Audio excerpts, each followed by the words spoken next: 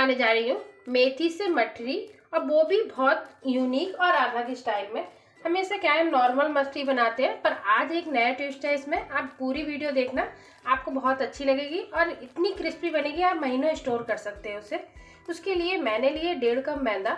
मैदा की जगह आप आटा भी ले सकते हैं, पर मैं बना रही होली स्पेशल, क्योंकि गेस्ट आएंगे उसको भी हम अच्छे से खिलाएंगे, तो उसके लिए मैंने मैदा ली है।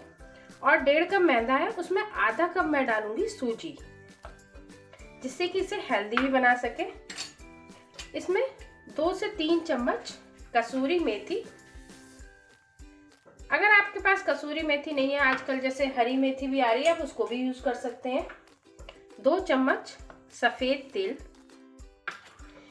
टेस्ट के हिसाब से नमक, 1 चम्मच कश्मीरी लाल मिर्च, सिर्फ कलर के लिए, क्योंकि हमें तीखापन नहीं चाहिए ज़्यादा। 1 चम्मच काली मिर्च पाउडर, क्योंकि इससे थोड़ा सा हल्का सा तीखापन आएगा। 1 चम्मच पिसी हुई चीनी, जिसे हम बूरा भी बोलते हैं। 1 चम्मच अजवाइन, इसे हाथ पे इस तरह से लेके क्रश कर लेते हैं थोड़ा सा, उससे पूरा फ्लेवर जो है हमारे नाश्ते में आ जाता है अगर हम अजवाइन इस तरह से डालते हैं। और सबसे ज़रूरी, इसमें हम डालेंगे 1/4 चम्मच हींग। इस मेथी की मठरी में हींग जरूर डालें, उससे टेस्ट उसका बहुत अच्छा आता है। और आधा चम्मच के लगभग हल्दी पाउडर। अब इसमें मैं डाल देती हूँ 2 बड़ा चम्मच ऑयल। ऑयल की जगह आप घी भी ले सकते हैं। और मैं अभी 2 चम्मच डाल रही हूँ। अगर आपको लगे मोइन कम है तो आप आधा चम्मच या 1 चम्मच और भी डाल सकते हैं। पहले मैं मिक्स करके देख लूँगी। अब हम सब चीज़ों को अच्छे से पहले मिक्स कर लेते हैं, जिससे कि मठरी में अच्छे से मोइन हो जाए पूरी में। और मोइन का क्या है, जब मुट्ठी बनने लगे ना तो हमें उतना डालना है अंदाज से। मैंने जैसे 2 बड़ा चम्मच डाला है, तो अगर आपको कम लगे तो 1 आध चम्मच आप और यूज़ कर सकते हैं। और इसे अच्छे से मिक्स करना है हमें। जितना अच्छा आप मोइन इस तरह से लगाएंगे ना, उतनी आपकी मठरी बहुत ही अच्छी खस्ता होगी और आप लंबे समय तक उसे यूज कर सकते हैं। कभी कभी हम जल्दबाजी में ऐसे ही कर लेते हैं ना, तो वो तब तो हमें खस्ता लगती है, पर बाद में वो सॉफ्ट हो जाती है।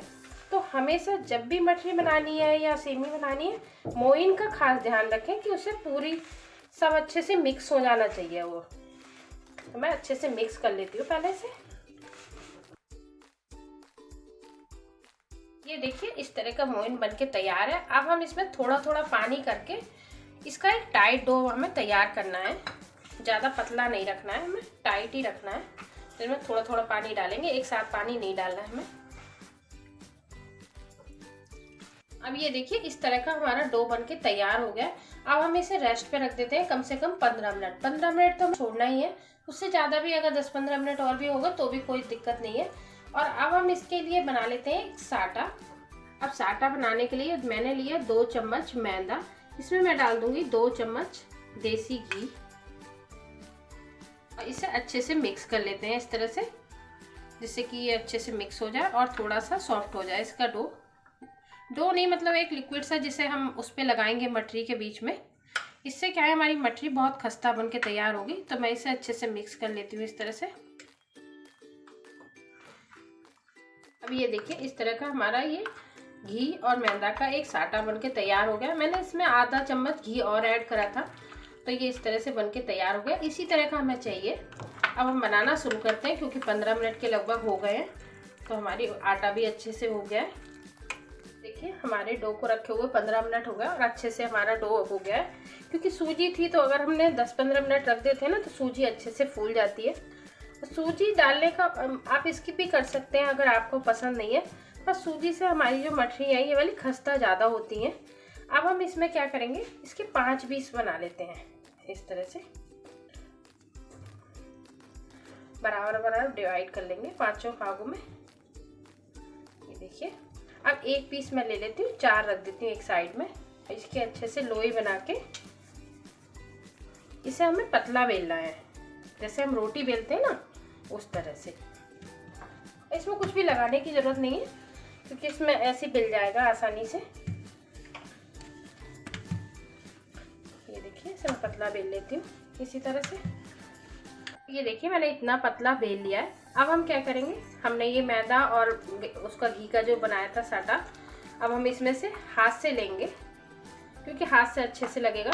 और इसे पूरे में अच्छे से लगा लेते हैं। इस तरह से ना हल्का हल्का सब में लगाना है जिससे छूटे ना कोई भी पार्ट। ये जितने अच्छे से लगाएंगे उतनी अच्छे से हमारी मठरी खस्ता बनेंगी। और ये इतनी अच्छी लगती है कि आप बच्चों को, बड़ों को, किसी को भी ना चाय के साथ देंगे, सभी बहुत तारीफ करेंगे। और आजकल तो होली आने वाली है, मन करता है ना कुछ अलग अलग सा हम बनाएं और अपने बच्चों को और जो हमारे घर में गेस्ट आए उनको भी हम अच्छी अच्छी चीज़ें खिलाएं नए तरीके से। अब हम क्या करेंगे, इस पर थोड़ा सा डस्ट कर देंगे इस तरह से मैदा, ज़्यादा नहीं, हल्का सा बस, और थोड़ा थोड़ा सा। और अब हम इस तरह से इसका एक पार्ट लेंगे इस पे, और इस पे भी इसी तरह से लगा देंगे। एक पार्ट ये वाला ले लेते हैं